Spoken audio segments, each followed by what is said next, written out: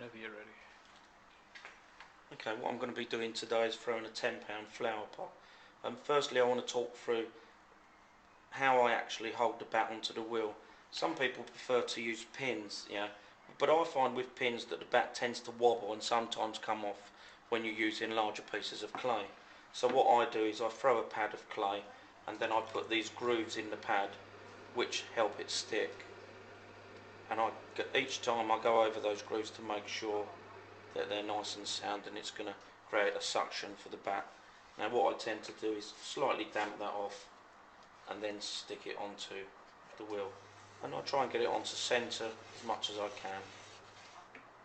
Give it a hit in the middle and then secure it with your finger around the side of it. We never bother cleaning our bats off, we clean them off at this stage just before making the pot. Saves a bit of time. And then I'll wet it off, and then with a turning tool just remove those dry pieces of clay so it doesn't hurt your hands. I'm going to show you an easy way of centering the clay. Rather than try and centre it in one go, I tend to centre it in two. I find it a lot easier and less strenuous, because this is more to do with technique than strength, centering clay. So you can see how I centre the bottom piece first, so that's almost in centre, and then I centre the top piece.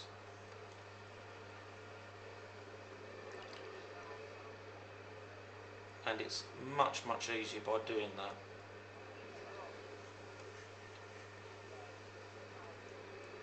And then going in with your fingers. What I do is make the drainage hole at this stage, so I'm going all the way down to the bat in the middle. So we've got a drainage hole there already done. Saves doing it at the leather hard stage, and it saves a bit of time. I'll pull it out to the width that I want.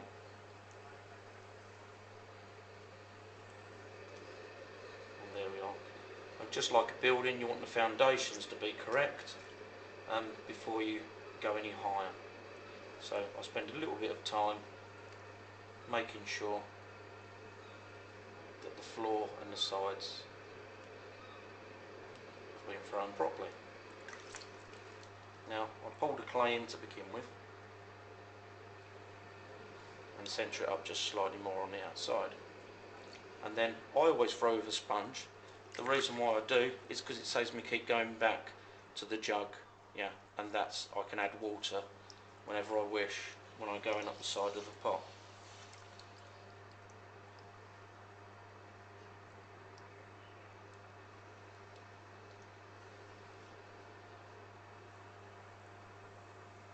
Always keep the top and the bottom on centre. The middle you can always re-centre at any time.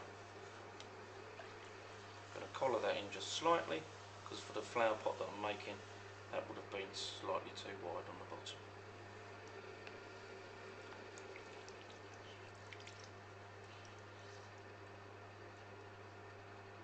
And you can see with the sponge I can add the water whenever I wish, to save taking my hands off and keep going back and forth to the jug of water there. This clay that I'm using is called Evans Body. It's got 20% builder's sand with it, and the reason why we use that clay is because the builder's sand vitrifies at 1120. It just melts and it stops the pot taking in so much water, and also it gives it a lovely deep red colour as well because of the iron and the builder's sand. So once we get to the correct height, we start to pull out the top to the right width, and you can see I've got a gauge post set up because I've made a few of these already, and that's about the right height we've got there. And then with a bamboo rib, just clean that off, we can put the shape into the flower pot and smooth it on.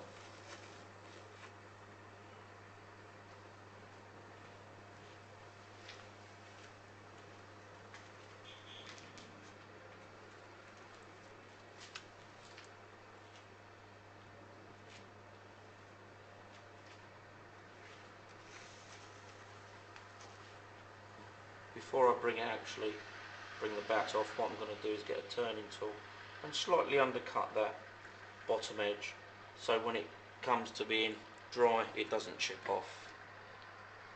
Just with an ordinary leaf turning tool, just slice off that clay. And it saves doing it at the dry stage. It's far easier to do the finishing off at this stage. And then with your sponge, make sure you remove all of that water from the inside, otherwise that'll make it crack. And because you've put it on a suction of clay, you might find it very difficult if you just try and pull it off and the batter jerk and make the pot go off centre.